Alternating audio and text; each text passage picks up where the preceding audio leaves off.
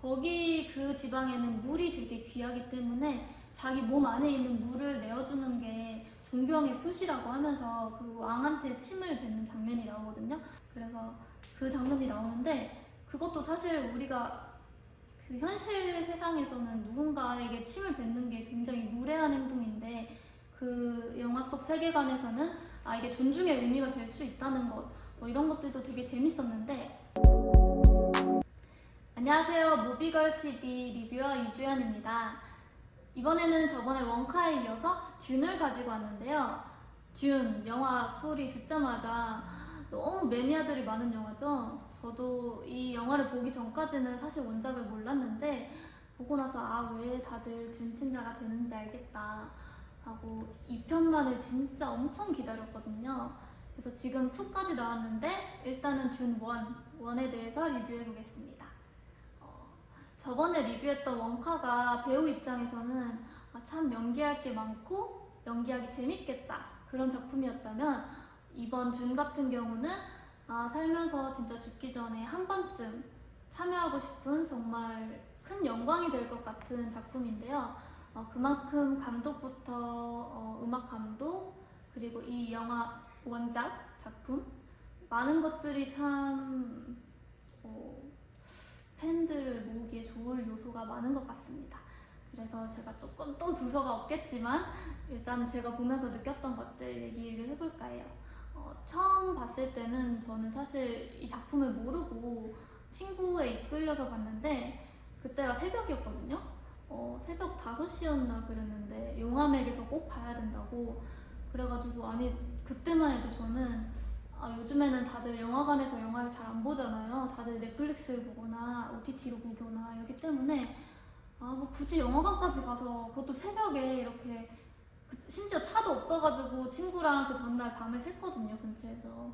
그래서 뭐 이렇게까지 하면서 영화를 보냐 했는데 끝나고 나오자마자 저는 친구한테 고맙다고 했고, 실제로 그때가 새벽이었는데도 관객석이 다 꽉 차 있었어요. 그래가지고 인기를 정말 실감할 수 있는 영화였고요. 왜 큰 극장에서 보라고 하는지 알겠다, 돈이 아깝지 않다 이런 생각이 들었는데요. 비유가 조금 애매할 수도 있겠지만 작은 화면으로 보기에는 뭐라고 해야 되지? 회전 초밥을 예로 들면, 회전 초밥집에 가고 싶은데 회전 초밥집에 가지 못해서 그냥 초밥 한 접시를 내가 이렇게 돌리면서 먹는 거랑 회전 초밥집에 가는 거랑 느낌이 완전 다르잖아요. 그것처럼 이렇게 애초에 찍을 때 아이맥스용으로 찍은 비율들이 많다 보니까 일반 영화극장 그 스크린으로 보면 비율이 조금 의도했던 것보다 아쉬운 경우도 있고, 일단 배경 자체가 큰 사막이나 거대한 함선 그런 것들이 계속해서 나오기 때문에 그 웅장함을 느끼려면 조금 큰 화면으로 봐야 된다, 그런 느낌이 확실히 들고요. 무엇보다 그 한스 짐머의 음악들, 그 음악을 이렇게 크게 들으려면 집에서 이렇게 핸드폰으로 보는 것보다는 무조건 영화관에 가서 봐야 될 영화라고 생각합니다.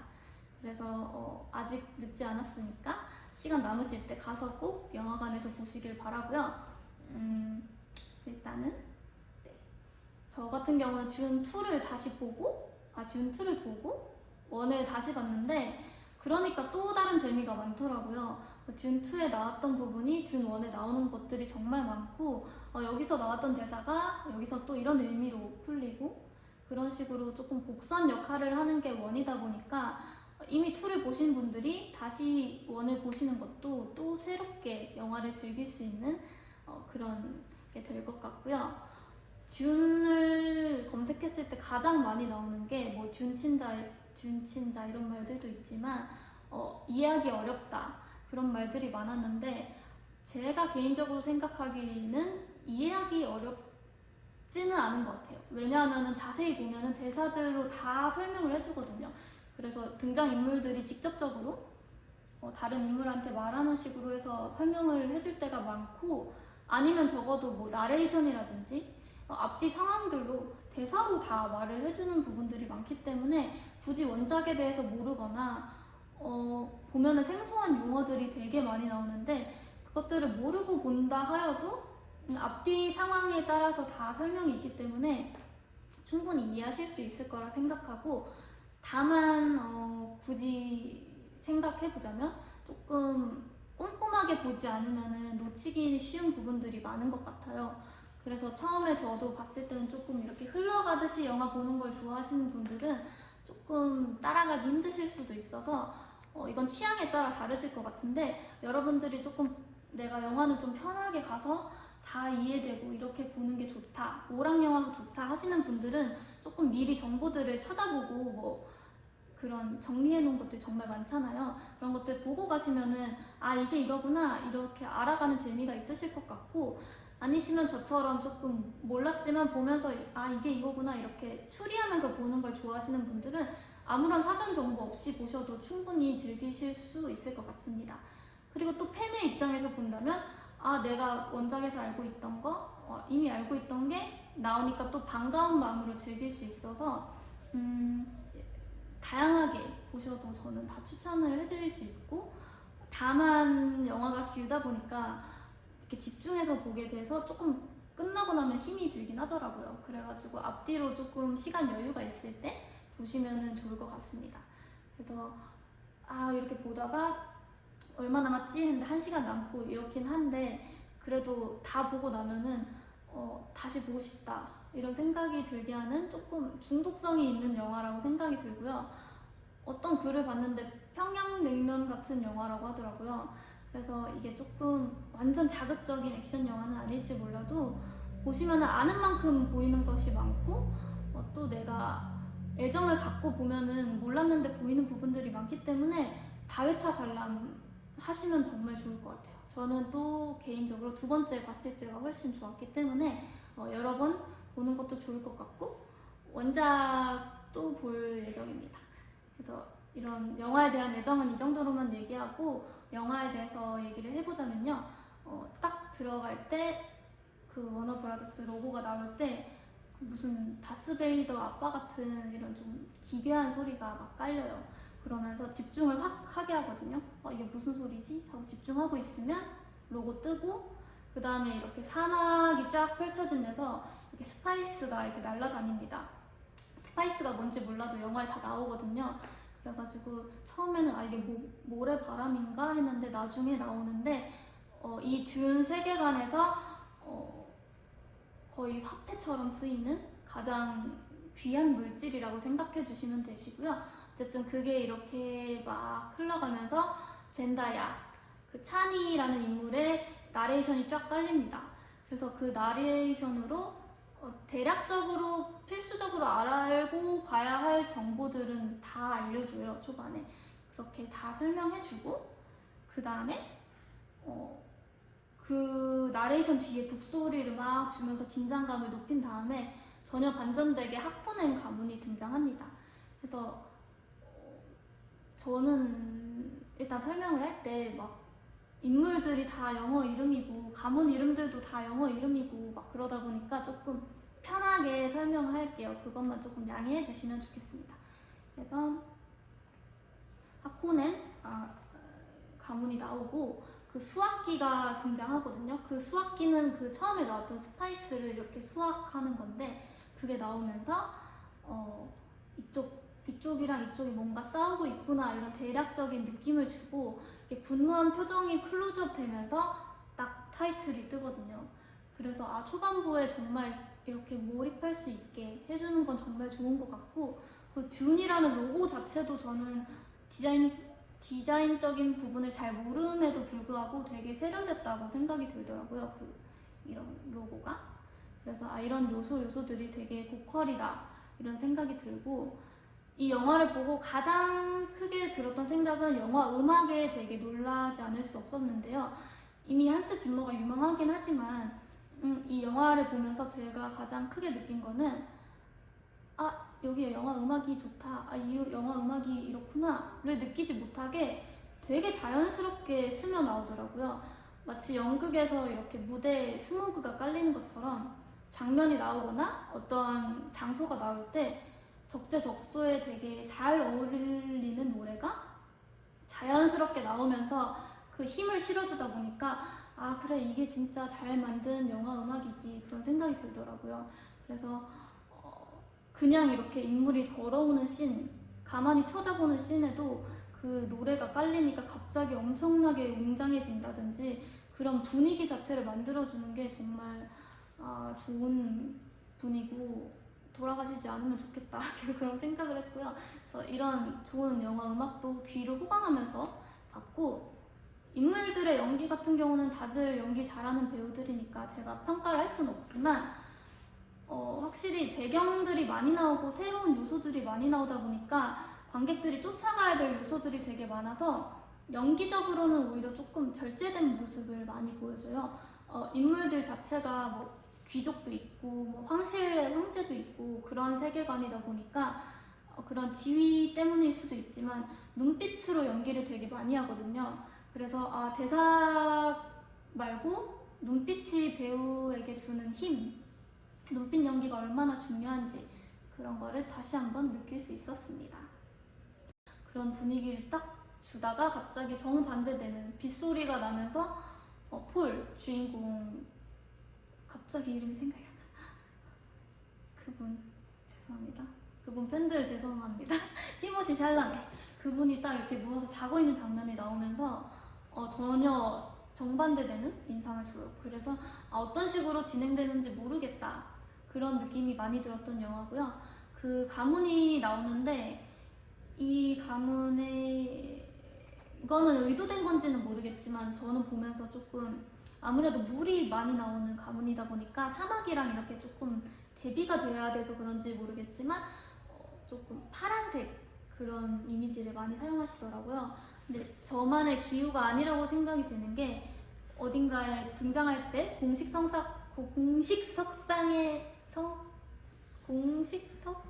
나올 때 숄 같은 것도 파란색이고 입고 있는 옷이나 뭐 잠옷이라든지 뭐 군사 대비 훈련할 때도 다 이렇게 남색 계열 푸른 옷을 입는 걸 보고 이런 식으로 조금 가문마다 색깔이 있다고 들었거든요. 근데 제 특징이 조금 영화를 볼 때 처음 보는 사람들 입장에서 보고 싶어서 사전 정보를 일부러 찾아보질 않아요. 그래가지고 그 부분은 잘 모르겠지만 확실한 거는 그 가문마다 특색이 확실히 있고 그게 인물들의 연기만으로 채워지는 게 아니라 어떠한 뭐 의상이라든지 거기 뭐 비행선이라든지 거기 행성마다의 분위기를 다 다르게 줘서 그런 것들도 충분히 이 세계관에 몰입하게 도움 주는 요소들인 것 같고요. 개인적으로 그런 것들을 하나하나 찾으면서 보다 보니까 두 번째 볼 때는 지금 이 OTT로밖에 볼 수 없거든요. 계속 이렇게 멈추면서 봐가지고 3시간 넘게 될 것 같아서 이러지 말자 이렇게 넘겼는데 어쨌든 그렇게 파고 들수록 정말 뭐가 많은 영화여서 참 이게 개미지옥 같다 그런 개인적인 감상이 들었고요. 어쨌든 개인적으로는 그 눈이 파란색의 사람들이 나온다든지 뭐 모래에서 어떻게 걷는 방법이 있다든지 조금 계속 생소한 개념들이 나오고 그런 것들이 인물이 보고 있는 책이나 대사로 설명되면서 조금은 어떻게 보면 지루할 수도 있어요. 초반부는 계속 그런 설명과 새로운 개념들이 계속해서 나오기 때문에 보는 사람들의 취향에 따라서 조금 지루할 수 있을 법한 무렵에 예기치 못한 일들이 계속 일어납니다.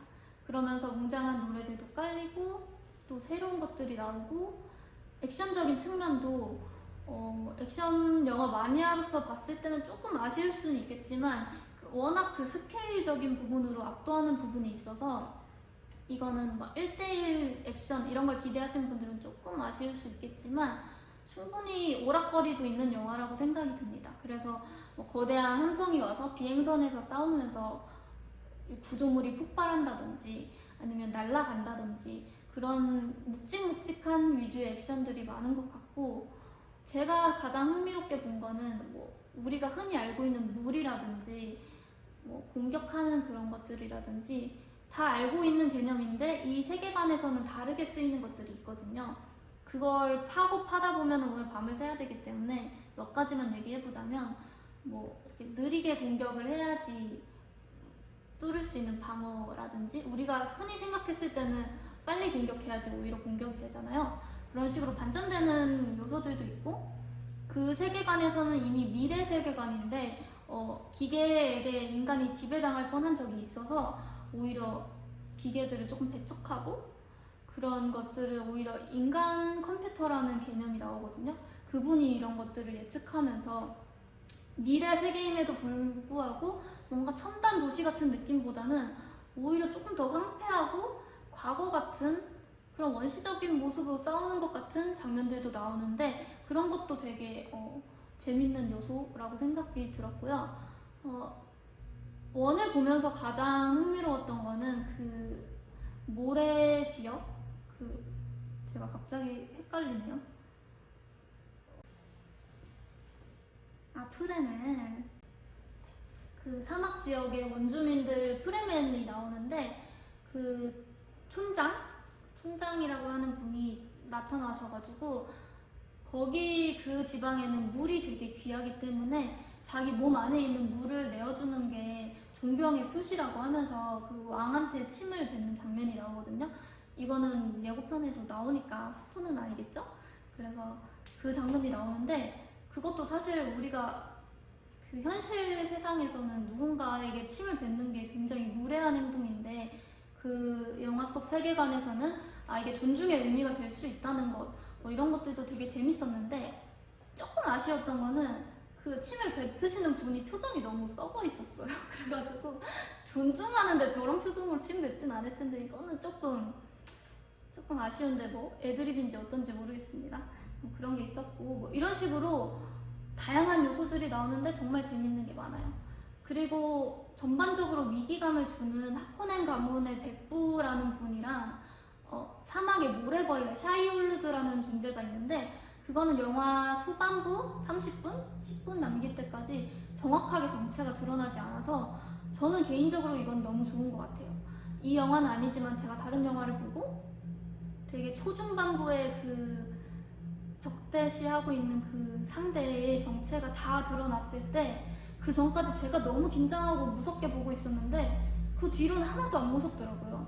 그래서 그 중반부터 후반부까지 너무 지루하게 봤던 경험이 있는데 그것처럼 이 정체를 끝까지 잘 드러내지 않고 계속 위기감을 잘 조성한 그런 구조도 좋았던 것 같고요. 그런 식으로 후반부에 이렇게 몰아치는 느낌도 있고 인물들에 대해서 얘기를 해보자면 2에 비해서 1은 조금 티모시 샬라메와 엄마의 두 배우의 감정선을 따라가기에 조금 좋은 영화인 것 같아요.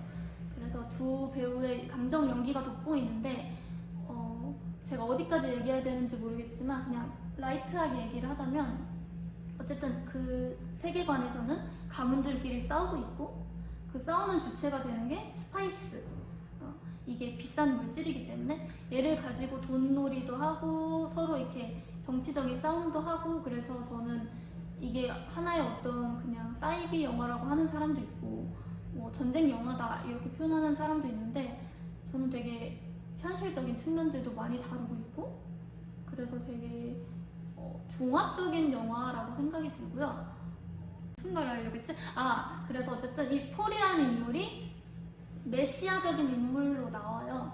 그래서 이 황폐한 세계에서 구원해줄 예수님 같은 존재처럼 나오는데 이거 자체가 사실은 이렇게 지어낸 말이거든요. 베네 게세리트라는 사람들이 있는데 디테일한 거는 다른 영상에서 보시고 어쨌든 그분들이 이렇게 지어낸 말이라서 그 베네 게세리트인 엄마와 그 주체가 되는 폴, 그 운명을 짊어져야 되는 폴이 둘이 이렇게 신경전 하는 것도 보는 재미가 있고요.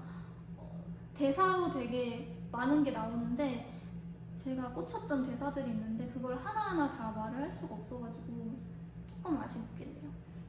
보면서 조금 들었던 생각은 베네 게세리트가 나올 때마다 저는 목이 너무 아프겠다 이 생각이 들었어요. 무슨 가채도 아니고 이만한 거를 쓰고 나오는데 연기하신 배우분이 너무 힘들었겠다. 저는 또 거기서 눈물 흘렸어요. 저런 역할 너무 힘들겠다. 이렇게 꼿꼿하게 서 있어야 되는데 어쨌든 그런 것도 있고 사막에서 달리는 장면이 정말 많이 나와가지고 달리기 연습을 해야겠다 이런 생각도 들고 어쨌든 배우분들에 대한 경외심이 드는 영화였고요. 인물들 한 명 한 명 보면은 되게 뭐가 많아요.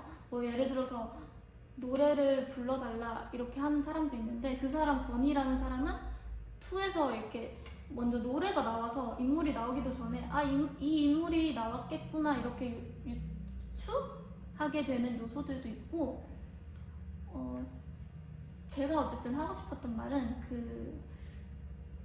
이 하코넨 가문, 그리고 왜 여기 아트레이더스 가문, 이 두 가문이 이 사막이라는 공간, 그리고 프레멘이라는 사람을 상대하는 태도가 정말 달라요. 그걸 통해서 미래에 어떻게 진행되겠다를 예측할 수도 있어서 재미가 있었는데, 일단 하코넨 자체는 대사로도 짐승 같다고 나오거든요. 그래서 그게 무슨 말인가 보면은, 뭔가 먹을 때도 이렇게 좀 손으로 이렇게 거칠게 먹는다든지, 공격을 할 때도, 또는 사람들을 죽일 때도 그냥 포로들을 일렬로 세워가지고 이렇게 도축하듯이 막 잔인하게 죽이거든요. 그런 장면들에서도 조금 짐승 같다 느꼈고, 제가 가장 보고 꽂혔던 부분은 이 폴의 아빠였어요. 스포가 되니까 말하진 않겠지만, 그분 배우분을 정말 잘 뽑았다고 생각이 들고, 그분이 연기하신 군주상이 정말 참된 군주상이어서 황제나 다른 사람들이 위기감을 느낄만 하다라고 생각이 드는데, 그분이 신하들이나 주변 사람들을 대할 때 되게 친구처럼 대하고, 농담도 서로 주고받고 그런 평등한 좀 수평적인 관계를 유지하고 있고, 또 외지인에 대할 때, 그 프레멘이라는 상대를 대할 때 이 부분 얘기할 수밖에 없는데, 원래는 하코넨이란 가문이 그 사막을 계속 80년간 통치하면서 돈을 엄청 벌고 있었어요. 근데 황제가 어떤 명령을 내려서 이제 하코넨 가문이 아니라 아트레이더스 가문이 이 여기를 통치해라 라는 명을 주는데, 그 명을 받을 때 제사로부터 입장이 다른 게 나와요. 그 왕은 그럼 내가 여기를 정복하겠습니다 라고 말을 하지 않고, 이 지역에 가서 평화롭게 같이 동맹하겠다 이런 느낌으로 멘트를 해주는데, 거기서부터 이 인물의 가치관이라든지 참된 마음씨, 그리고 가족들을 대할 때 되게 상냥하게 말해준단 말이에요. 뭐 아들의 고민이 있으면 그거를 듣고 자기의 입장에서도 말을 해주고, 되게 오은영쌤이 보면 정말 좋은 아빠다 그렇게 말할 정도로 인간적인 면모가 많고, 그런 인간적인 면모 때문에 공격을 당하지만 영화 후반부까지 쭉 보시면은 그런 부분들 때문에 뭐 사람도 얻고 결과론적으로 도움도 받고 그런 부분들이 있어서, 확실히 주인공 가문답다 이렇게 보면서 응원을 하게 되는 가문이고, 반대적으로 하코네는 거기에 대해서 얘기를 할 때 거기 있는 사람들 다 죽여라, 우리의 목적은 돈이다, 이렇게 완전 대비되는 입장을 보여주고 있어서 그런 인물들 간의 그런 것들도 보는 재미가 있습니다. 어쨌든 그 아트레이더스 가문에 용맹하고 정감가고 이런 느낌이 있었는데, 마냥 이렇게 또 호구 같은 모습은 아닌 게, 뭐 나를 이렇게 무시하는 상대가 왔을 때는 또 내가 당신을 존중하듯이 당신도 나를 존중해라 이런 떳떳한 태도를 보여주고, 조금 슬프지만 어쨌든 개인만으로는 할 수 없는 그런 시련들이 계속 와요. 그런 것들에서는 의연하게 받아들이면서 미래를 알고 있지만 두려워하기보다는 그냥 조금 이렇게 떳떳하게 맞이하는 그런 자세들도 되게 인상적이었고, 엄마 역할 배우가 시즌2랑 같이 보면은 정말 또 달라지는 거를 볼 수 있는 재미가 있거든요. 엄마 역할뿐만 아니라 폴도 그렇고 다른 뭐 프레멘 그 분도 그렇고 어떻게 변화하는지를 보시면은 정말 재밌기 때문에 1, 2를 같이 보시는 걸 추천해드리고, 그 엄마 역할 배우분은 이 그 미신에 대해서 잘 알고 있음에도 불구하고 믿는다기보다는 조금 마음속 의심이 있었는데, 하나 둘씩 그런 징조들이 보일 때마다 되게 놀라고 받아들일 때 두려워하기도 하고, 그런 되게 인간적인 면모, 연약한 모습을 혼자 있을 때 되게 많이 보여줘요. 혼자 이렇게 길을 걸을 때 계속 두려워하지 말라 이렇게 할 때, 아이러니하게 사실 제일 두려운 상황에서 그렇게 암시를 한다든지 이렇게 흔들리는 모습들을 혼자 있을 땐 보여주고, 폴이라든지 다른 사람들 앞에서는 그렇지 않은 모습을 보여주는데, 그런 부분에서도 되게 감정적인 연기가 잘 되었다 생각하고, 반대로 폴은 조금 모든 것의 주인공인데도 시니컬하고 조금 피곤해 보이는 듯한 인상을 주는데, 그거 자체가 조금 자기한테 주어진 이런 짐을 나 이런 사람이야 이렇게 자만하지 않는 군주로 나아갈 것 같다고 보이는 게 아버지의 그런 신하들을 챙기는 모습 이런 것도 똑같이 하고 있어서 조금 그런 정신적 지주는 아버지 쪽인 것 같고, 어머니에게 어쨌든 영향을 받아요. 어머니가 만든 계획한 인물이기도 하고 계속 메시아적인 걸 주입하기도 하고, 나아갈 길에 대해서 얘기할 때 어쩔 수 없이 이 길을 선택할 때 계속 회의감을 느끼고 계속 질문을 하거든요. 어떤 일이 나타났을 때 이 폴이라는 인물은 계속 질문을 해요. 거기에서 관객들이 따라가기에도 좋고 얘를 응원하게 되고, 어떻게 보면 조금 사기캐 같은 능력을 가졌음에도 얘에게 연민까지 느끼게 되는 그런 입체적인 캐릭터인 것 같고요. 그런 식으로 한 명 한 명 다 입체적인 캐릭터여가지고 정말 매력적인 작품인 것 같습니다. 그래서 어쨌든 일은 이런 식으로 계속 빌드업을 하다가 탕 끝나는데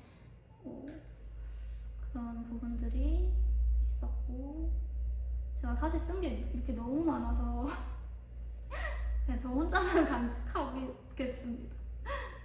그리고 왜냐면 이게 또 스포가 되는 영역도 너무 많기 때문에, 그래서 후반부에 또 중요한 대사들이 나오고 하는데, 어쨌든 제가 드리고 싶은 말은 모든 건 영화 속의 대사로 나오니까 그런 선입견을 갖지 말고 편한 마음으로 보시되 조금 집중해서 보시면은 조금 즐길 수 있는 영화다 라고 생각이 들고,